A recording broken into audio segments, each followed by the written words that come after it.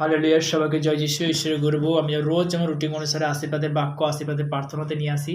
তো তেমনি আজকের বিশেষ করে যে প্রার্থনা আছে, তো গীত সংহিতা, আমরা সবাই গীত সংহিতা তার 31 অধ্যায় 16 পদ এবং 17 এবং 18 পদ, এখানে পিতার বাক্য কি বলছে? তোমার দাসের প্রতি তোমার মুখ উজ্জ্বল করো, তোমার দয়াতে আমাকে পরিত্রাণ করো, সর্বদা আমাকে লজ্জিত হইতে দিও না, কেননা আমি তোমাকে ডাকিয়াছি।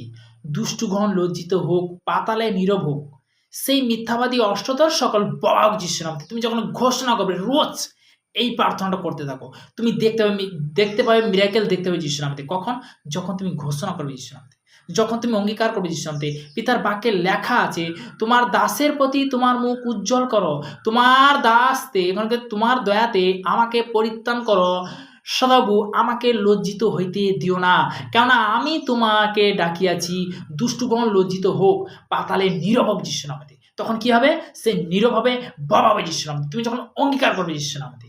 হালেলুইয়া। তো তেমনি যে সকল সন্তানরা যারা শুনছে, নতুন করে পুরানো জন্মে দেখো, আজকের পর থেকে তাদেরকে তুমি মহা আশীর্বাদ করবে দেখো, তাদেরকে সর্বদাই যে সমস্ত মিথ্যাবাদী অষ্টদর সকল বাবা যিশু নামে, তাদের মধ্যে পবিত্রতা, তাদের মধ্যে সুন্দর, তাদের মধ্যে সেই প্রার্থনার লেভেল তুমি বাড়াবে যিশু নামে, তাদের তুমি দীর্ঘ তুমি আশীর্বাদে পরিণত করবে যিশু নামে। এই প্রার্থনা আসলে প্রভু যীশু খ্রিস্টের নাম থেকে চালানো হয়। সবাইকে জয় যিশু।